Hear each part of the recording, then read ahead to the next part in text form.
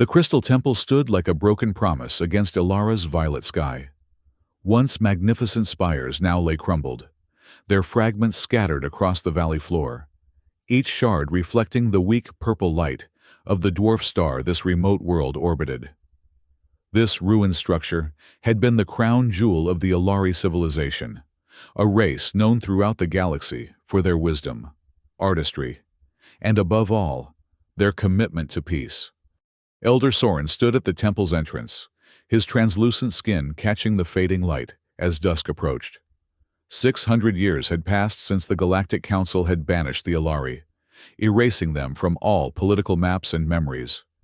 6 centuries of isolation, surviving on a resource-depleted world, while the rest of the galaxy continued without them. All because they had refused to participate in the Council's war of expansion. "Another storm approaches," Elder Vesa said, joining him on the cracked crystal steps. Her voice carried the weight of their people's collective memory, each syllable tinged with the wisdom of the ancient Ilari texts she had dedicated her life to preserving. "The 4th this cycle," Soren replied, observing the violet clouds gathering on the horizon. "Our shields will hold, but barely." Below them in the valley, ordinary Ilari citizens went about their daily work, tending to the crystal gardens, teaching the young ones their history, maintaining what little remained of their once great technology. Their translucent bodies moved with grace, but Soren could see the resignation in their movements. 600 years of isolation had left its mark on their once vibrant culture. "The Council has forgotten us," Vesa said, her words a statement of fact rather than lament. "As they intended." Soren nodded, his large, multifaceted eyes reflecting the darkening sky. "And yet we endure." Just as he finished speaking, a peculiar sound cut through the quiet evening, a signal emanating from somewhere above Ilara's atmosphere. It was unlike anything they had heard in centuries, not matching any Galactic Council communication protocol. "What is that?" Vesa asked, her voice barely above a whisper. The signal repeated, growing stronger. It was a simple message, transmitted in multiple languages. "We remember you." Soren's crystalline fingers trembled as he activated the ancient receiver they had maintained for emergencies. The signal wasn't coming from a council ship. The frequency was different, the encoding unfamiliar. "It's from the Terrans," he said, his voice filled with disbelief. "Humans." Vesa's eyes widened. Why would humans, a young species barely established in the galactic community, care about our existence? The signal continued to pulse. "We remember you. We are coming to help." Word spread quickly throughout the Ilari settlements. By nightfall, a council had formed in what remained of the Great Crystal Hall. Elders, scholars, and ordinary citizens gathered, their voices a mixture of hope, fear, and skepticism. "Why would they come now?" asked one elder. "What could they possibly want from us?" "Perhaps it's a trap," suggested another. "The council using humans as proxies to finish what they started centuries ago." Ilaren, a young Ilari who had studied the few records they had of other species, spoke up. "The Terrans were not even spacefaring when we were banished. They have no grudge against us." "They could be working for the council," someone countered. "Or they could be telling the truth," Ilaren replied, her crystalline form catching the light as she stood. Perhaps they truly remember what others chose to forget. The debate continued through the night, but Soren noticed something had changed in his people. For the first time in centuries, there was something beyond resignation in their voices. There was a spark, dangerous, yet precious, of hope. The next day, the first Terran survey ship appeared in Ilara's orbit.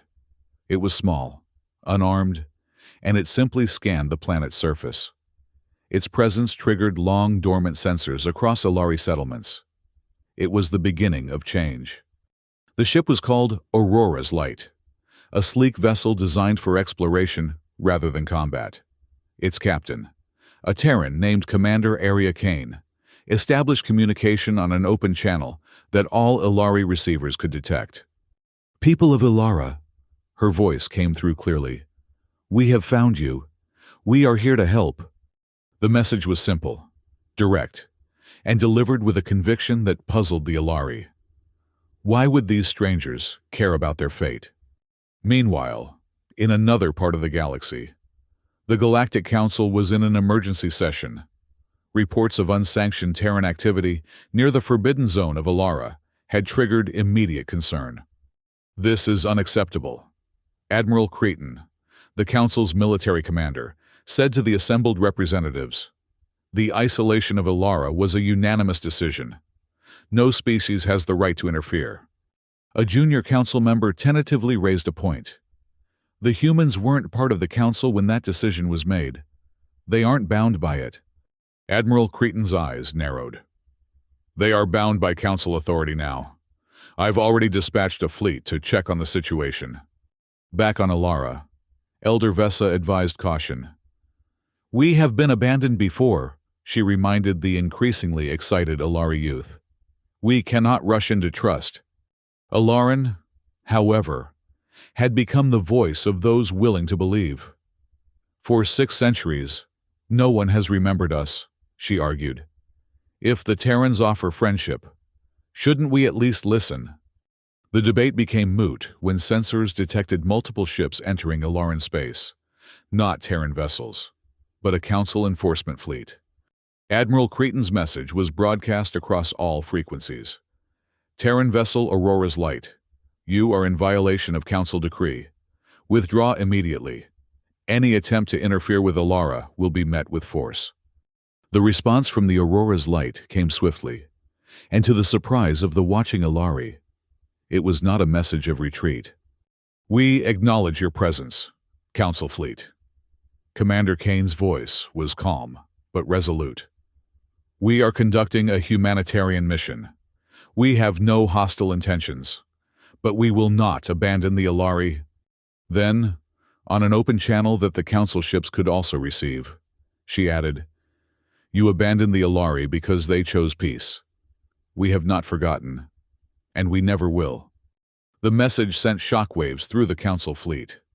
Admiral Cretan was furious, not just at the defiance but at the implicit challenge to Council authority. If the humans could question one Council decision, others might follow suit. The Council's carefully maintained image of unanimous, benevolent authority would be at risk.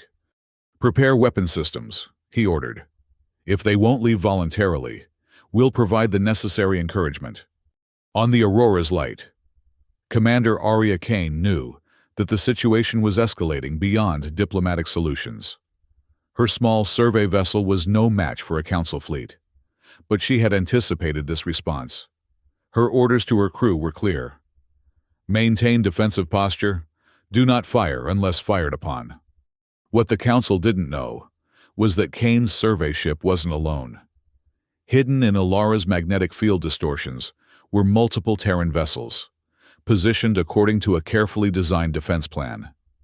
They had been preparing for this confrontation for months. Among the Alari, watching these developments from the surface, there was growing internal conflict. Alaran found herself torn between newfound hope in humanity and the painful memory of past abandonment. "What if they're just like the others?" she confided to Elder Vesa as they monitored communications. "What if they leave when it becomes difficult?" Vesa's reply was measured. "Then we will survive, as we always have. But perhaps, just perhaps, they are different." The Council fleet, now fully assembled in Alaran orbit, was an intimidating sight. Dozens of warships from various species, all united under Council authority. Admiral Cretan was confident in his overwhelming advantage. "This is your final warning," he transmitted to the Aurora's Light. "Leave Alaran space or face the consequences." Commander Kane's response was brief. "We stand with Alara." The first warning shot from the Council flagship streaked past the Aurora's Light, deliberately missing, but close enough to make the point. The energy beam illuminated the violet atmosphere of Alara below, visible to many Alari watching from the surface. What happened next would be remembered in Alari history for generations to come. Instead of retreating, the Aurora's light activated a signal, and suddenly, multiple Terran ships emerged from hiding, forming a protective formation around Alara. They weren't massive warships like the Council fleet, but specialized defensive vessels, each positioned to counter specific threats. "You fired the first shot," Kane's voice rang out across all frequencies. "Remember that." Then she gave the order. "Defensive protocols engaged. Protect Alara at all costs." The battle erupted in Alara's orbit. Council ships launched volleys of energy weapons, expecting to quickly overwhelm the smaller Terran force. But the Terran ships moved with surprising coordination, intercepting attacks with precision defenses. Laser beams were deflected by specialized shields. Torpedo trajectories were calculated and disrupted by targeted countermeasures. The Terran ships weren't trying to destroy the Council fleet. They were simply making it impossible for any attack to reach Alara's surface. From below, the Alari watched as their sky lit up with the exchange. Plasma flares, energy beams, and the flashes of exploding ordnance created a deadly light show above their world. For the first time in 6 centuries, someone was fighting, not against them, but for them. Admiral Cretan, growing increasingly frustrated, ordered an all-out assault on the Terran defensive line. "Break through at any cost," he commanded. "Show these humans the consequence of defying Council authority." The Council ships surged forward, weapons at maximum power. It should have been enough to overwhelm any defense. But as they approached, the true nature of the Terran strategy became clear. Commander Kane's voice was steady as she directed her fleet. "We do not target Alari. We only neutralize threats directed at them." The Terran ships weren't just randomly placed. They formed an intricate defensive grid, each vessel supporting the others.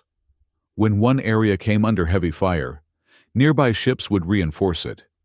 It was a strategy designed not to win a battle through destruction, but to make it impossible for the enemy to achieve their objective.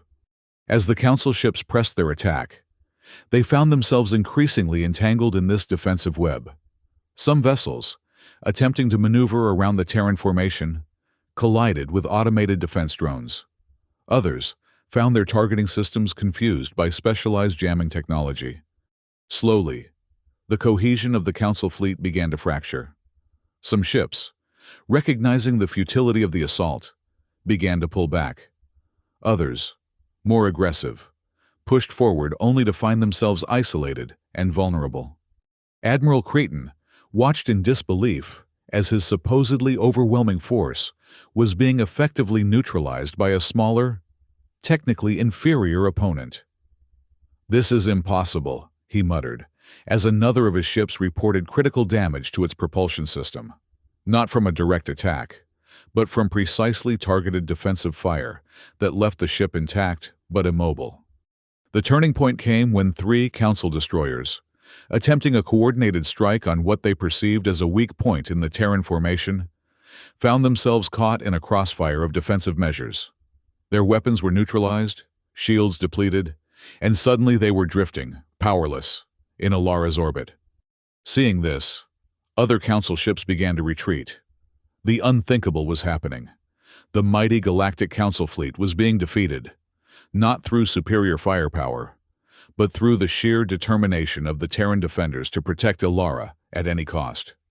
As the reality of the situation became clear, Admiral Cretan faced a difficult choice: continue a losing battle or withdraw and preserve what remained of his fleet and his reputation. With barely contained fury, he gave the order to retreat. The Council ships began to pull away from Alara, some damaged, others simply unwilling to continue a fight they couldn't win. The Terran vessels maintained their defensive posture, not pursuing the retreating enemy, but ensuring they left Alaran space. In the aftermath, the debris of damaged ships, most of them Council vessels, drifted in Alara's orbit, a silent testament to the battle that had just taken place. The Terran ships remained in their protective formation, scanning for any remaining threats, but no longer firing. Commander Kane opened a channel to all Alari receivers. The immediate danger has passed. We will remain in orbit to ensure your continued safety. When you're ready, we would welcome the opportunity to speak with your representatives.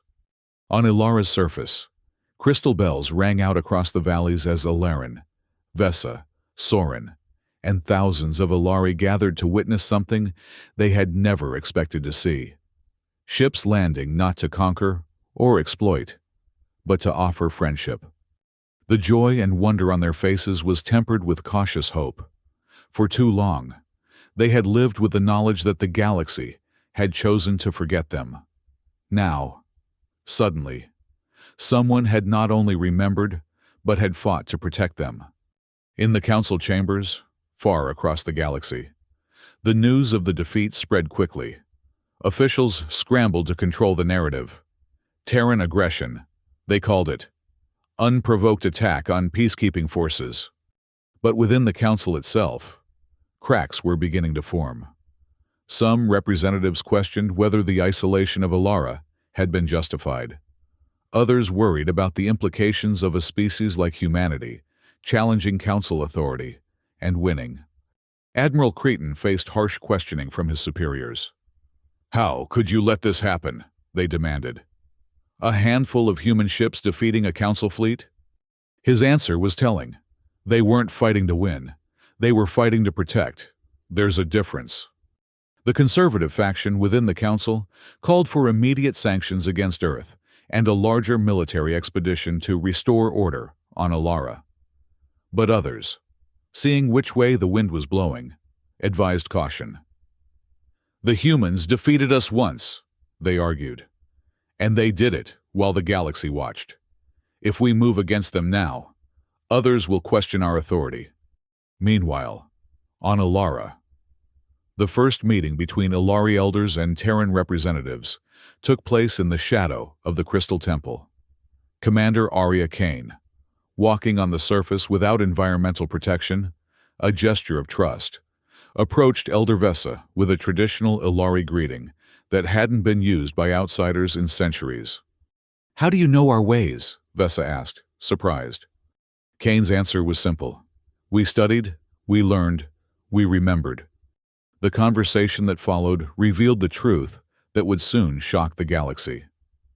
Earth had discovered records of the Ilari centuries ago, ancient data preserved in abandoned outposts, references in scholarly texts that the Council had failed to purge completely. Humans, new to the galactic community and unbound by old prejudices, had pieced together the story of a peaceful race, punished for choosing not to participate in war.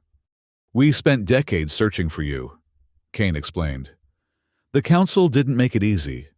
They've hidden you well." "Why?" Soren asked the question that was on every Ilari's mind. "Why would you do this for us?"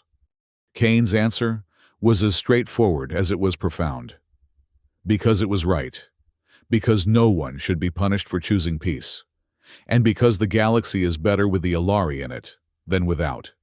As the discussions continued, Terran ships maintained their protective vigil around Ilara. But they were doing more than just defending. They were broadcasting. Using every available frequency, they were transmitting the truth throughout the galaxy, not just about the battle that had just occurred, but about the Ilari themselves.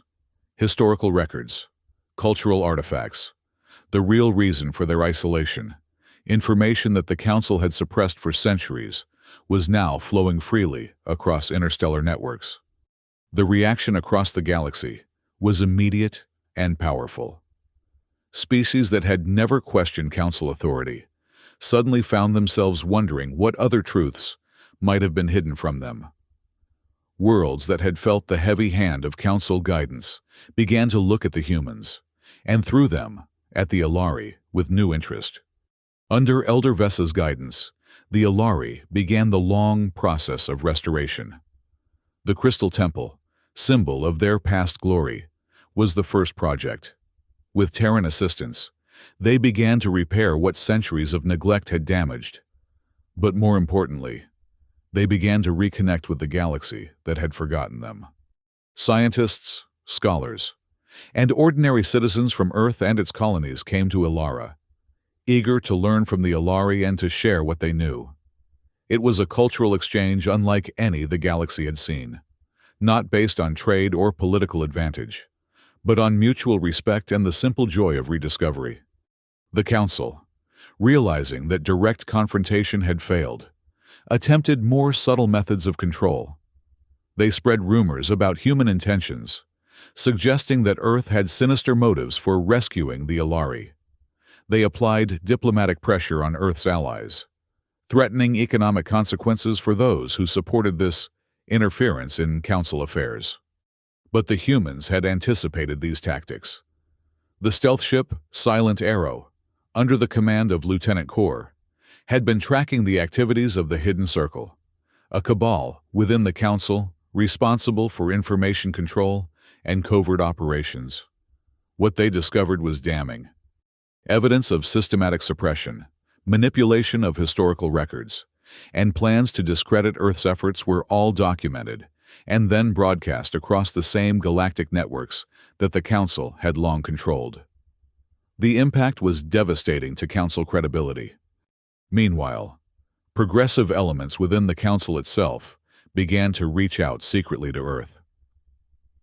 "We've been uncomfortable with certain Council policies for some time," they admitted. "But we've never had the leverage to change things. Your stand at Ilara has created an opportunity." Commander Kane's response to these overtures was characteristically direct. "We stand for what's right, not for political advantage. But if you're genuinely interested in reform, we're willing to talk." On Ilara, as the Crystal Temple began to regain its former glory, Ilaran found herself increasingly involved in the dialogue between her people and their human allies. The initial fear and skepticism had given way to cautious optimism, and then to something approaching genuine friendship. "I didn't believe you would stay," she confessed to Kane during one of their many conversations beneath the violet sky. "I thought you would be like all the others."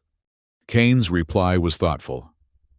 "It's easy to abandon principles when they become inconvenient. The test of conviction isn't what you do when it's simple, but what you're willing to sacrifice when it's hard."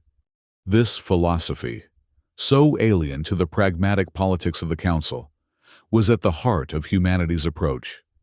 They weren't just defending Ilara, they were standing for a principle. That power didn't confer the right to erase those who disagreed. That might didn't make right, and that even a forgotten race deserved justice. As word spread throughout the galaxy, other species began to take notice. Some, long dominated by Council influence, saw in the Human-Ilari alliance a possible model for their own futures. Others, particularly those with close ties to the Council, viewed it with suspicion and concern. The Council itself was in disarray. The exposure of the Hidden Circle's activities had forced many representatives to distance themselves from policies they had previously supported. Some even claimed ignorance of the true circumstances of Ilara's isolation, though few believed such convenient amnesia. Admiral Creighton, once the embodiment of Council military might, found himself increasingly marginalized. His defeat at Ilara had damaged not just his reputation, but the aura of invincibility that the Council fleet had cultivated for centuries. "We should have destroyed them when we had the chance," he argued in closed Council sessions. "Now, they inspire others to question our authority." But the more moderate voices were gaining strength. "Perhaps it's time to reconsider some of our policies," they suggested. "The humans aren't going away, and neither is the truth about Ilara." The conflict came to a head when the Council, still attempting to control the narrative, announced a Truth and Reconciliation Commission to investigate the alleged mistreatment of the Ilari. It was a transparent attempt to co-opt the growing movement for reform, to make it appear that the Council was addressing past mistakes while actually maintaining control of the process. The human response was immediate. Using the evidence gathered by Lieutenant Kor and the Silent Arrow, Commander Kane broadcast a comprehensive history of Ilara's isolation, complete with Council meeting records, military orders, and the deliberate suppression of information to every corner of the galaxy. "You can't reconcile with the truth while continuing to hide it," she declared on an open channel. "The Alari deserve better. The galaxy deserves better."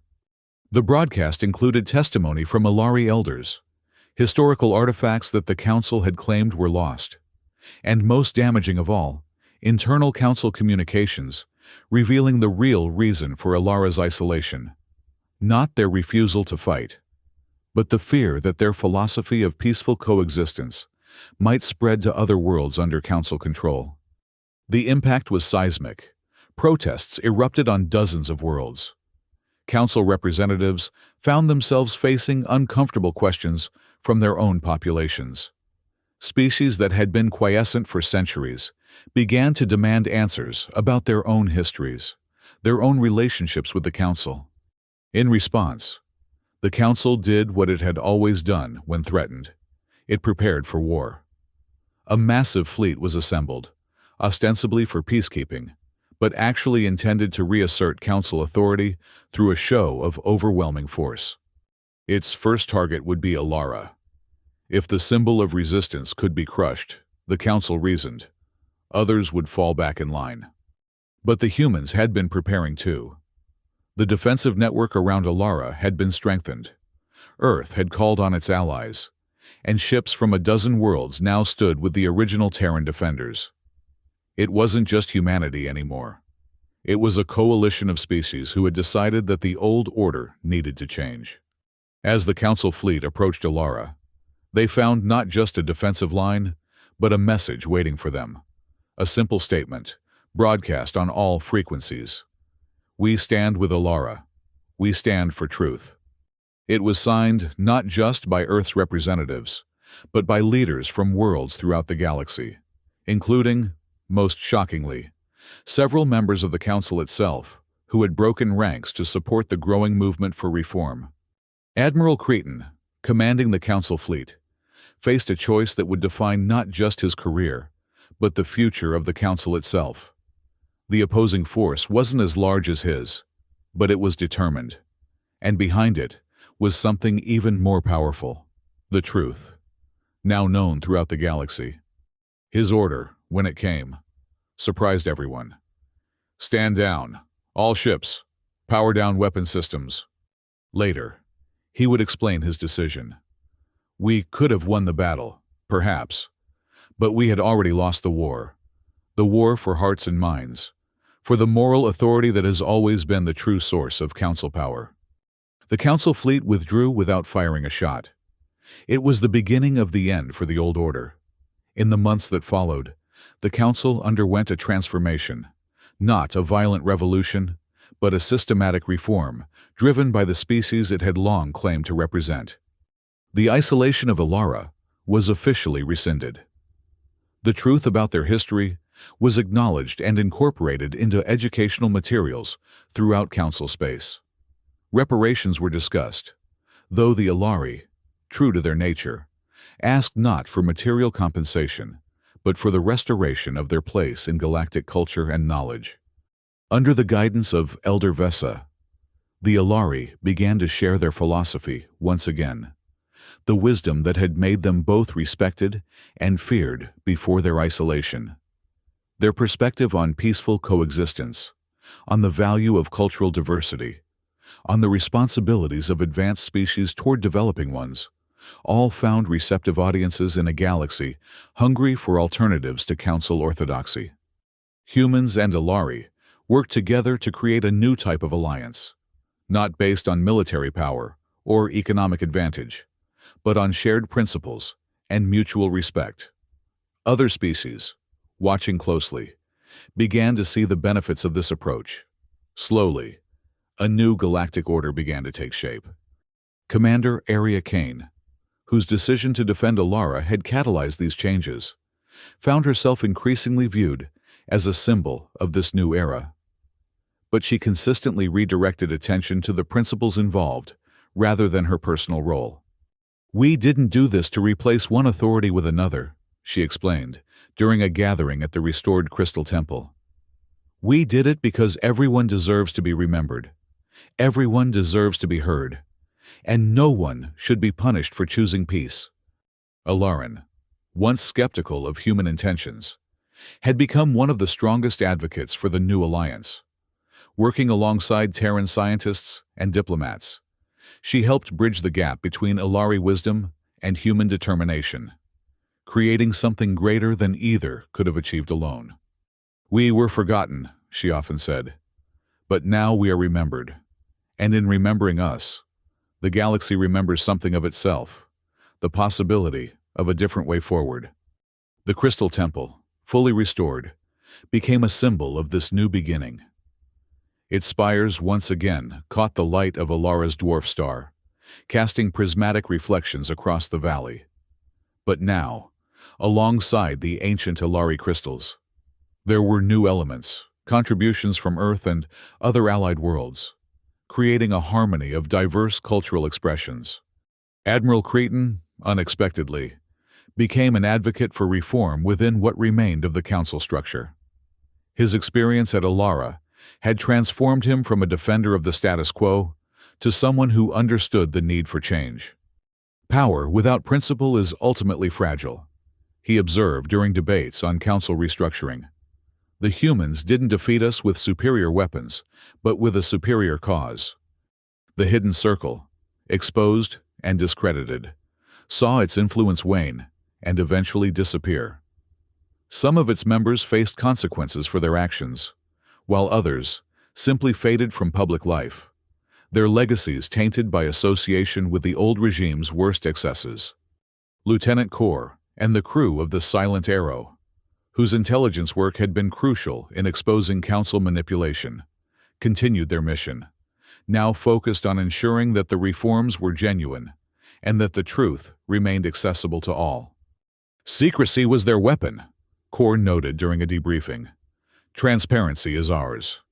Lieutenant Rai, whose analysis of council communications had provided key insights into their strategies, developed new protocols for information sharing across species lines, ensuring that knowledge could flow freely throughout the galaxy without the filters and controls that the council had once imposed. As the new galactic order took shape, Ilara itself was transformed. Once a forgotten outpost, it became a center for interspecies dialogue and cooperation. The wisdom of the Ilari, nearly lost to the galaxy, found new expression in collaborative efforts to address challenges that affected all species. Elder Soren, who had lived long enough to see his people's isolation begin and now end, observed these changes with quiet satisfaction. "We preserved our knowledge through the dark times," he told a gathering of young Ilari and their human friends. "Not just for ourselves, but for this moment, when it could serve the greater good once more." Elder Vesa, whose guidance had been crucial during the transition, became a respected voice in galactic affairs. Her perspective, shaped by centuries of Ilari isolation, yet untainted by bitterness, offered a unique wisdom that many found compelling. "The Council sought to erase us from memory," she reflected. "But in doing so, they only proved the power of remembrance. The humans found us because they chose to remember what others had forgotten, that every voice matters, that every perspective has value, that the tapestry of galactic civilization is strongest when it includes all threads." Commander Kane, despite offers of higher positions within Earth's hierarchy, chose to remain closely involved with Alara. "This is where the real work happens," she explained to officials who questioned her decision. "Not in administrative offices, but in the actual building of bridges between worlds."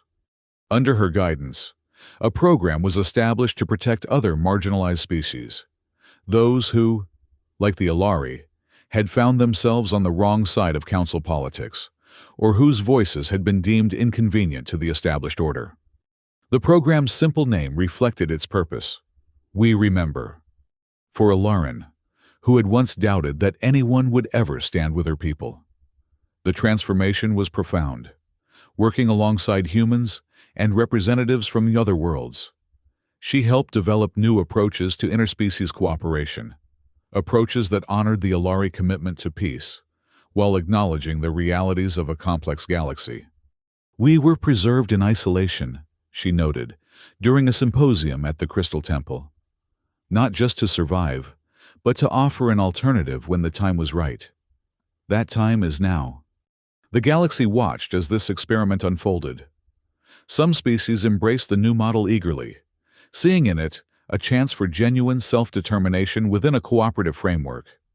Others remained cautious, wondering if this new order would prove as durable as the Council's long reign.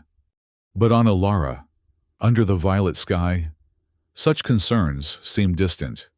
The crystalline bells rang out across the valley, calling people to gatherings not of fear or resignation, but of hope and shared purpose. The signal that had once come from the stars, "We remember you," had become a reality beyond anything the Alari could have imagined. As twilight fell on the Crystal Temple, Alarin stood with Commander Kane, watching as ships from a dozen worlds moved in peaceful formation above their world. Not a defensive line now, but a symbol of the new connections forming throughout the galaxy. "Do you think it will last?" Alarin asked, her crystalline form catching the last light of day. Kane's answer was thoughtful. "Nothing lasts forever, but some things, like truth, like justice, like the courage to stand for what's right, they echo long after the moment has passed. What we've built here will change, certainly. But its essence, the recognition that every voice matters, that power doesn't confer the right to silence others, that will endure."